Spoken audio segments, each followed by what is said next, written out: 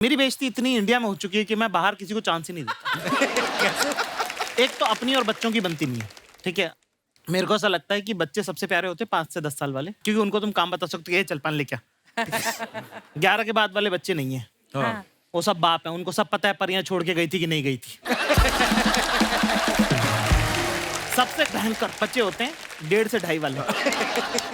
समझ गया ना कितनी बात कर रहा हूँ? वो जो चल नहीं पाते हैं पर बोलने लग गए वो अब पता कुचू वाले। उनके हाथ में सामान आने लग गया पर उनको पता नहीं इसका करना क्या है। हाँ। वो तुम्हारी आंख में चम्मच मार देंगे। अरे मैं उस दिन कॉफी पी रहा था, मेरा बेटा रिमोट डाल गया उसमें।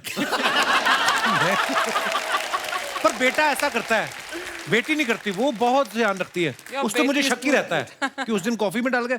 एक दिन आया बड़ी तेजी से, वही चलना ही सीखा अभी, वो आया फटाफट टेढ़ा मेढ़ा लटकाते आते ही मेरा मोबाइल उठाया। मुझे शक था कि क्या करने वाला ये, क्योंकि बाप तो मैं ही हूं उसका।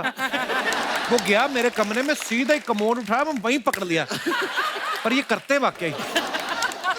हाँ, तो अपना बच्चों से अब प्रॉब्लम क्या है कि लोगों ने ये वाला कल्चर बना दिया कि अगर आप कुत्ते से बात नहीं करते हो, बच्चे से बात नहीं करते हो, आप इंसान अच्छे नहीं हो। हाँ, correct। ठीक है ना? और अपने से दोनों से, मेरे से जो जवाब नहीं दे रहा उससे बात करने का कोई मतलब नहीं। एक तरफा आशिक मुझे समझ में आता है, एक तरफा बात करने वाले मुझे समझ में नहीं आते। अगला जवाब नहीं दे रहे, लोगों गुचू गुचू। अपने बस का नहीं है ये सब। मैं ट्रेन में बैठा, एक बार इंदौर से मैं दिल्ली जा रहा था, ठीक है। तो मैं बिस्किट विस्किट लेके रखता हूँ, ऐसे ही अपने को पसंद है। बच्चा रो रहा भयंकर, 2.5 साल की लड़की, चैंप पैंप पूरा डब्बा उसने तहस नहस कर दिया। तो मुझे लगा यार कि बच्ची है, रो रही है ना। तो मैंने उसको बिस्किट दे दिया। अच्छा, उसकी मदर नहीं थी, फादर ही थे जो संभाल रहे थे। बाप से ऐसे संभाल नहीं रहा बच्चा, वैसे वो भी हो रहा था। मैंने कहा थोड़ी देर में आती होंगी, वो संभाल लेंगे, उनको ट्रिक ज्यादा अच्छी पता होती है। उसने बोला नहीं, खुददार बाप था सब, नहीं करके उसने बोला मैं बाहर खिलाता हूँ ये, ठीक है। ऐसे उठा के मैंने बिस्किट ऑफर किया, उसने बिस्किट नहीं लिया। मैंने कहा अपना क्या, अपन ही खाने वाले थे वैसे भी। और मैं खाना खा के आया था। 5 मिनट बाद वो पुलिस वाला लेके आ गया। अच्छा, कि ये नशे के बिस्किट खिला रहा है। नशे के बिस्किट।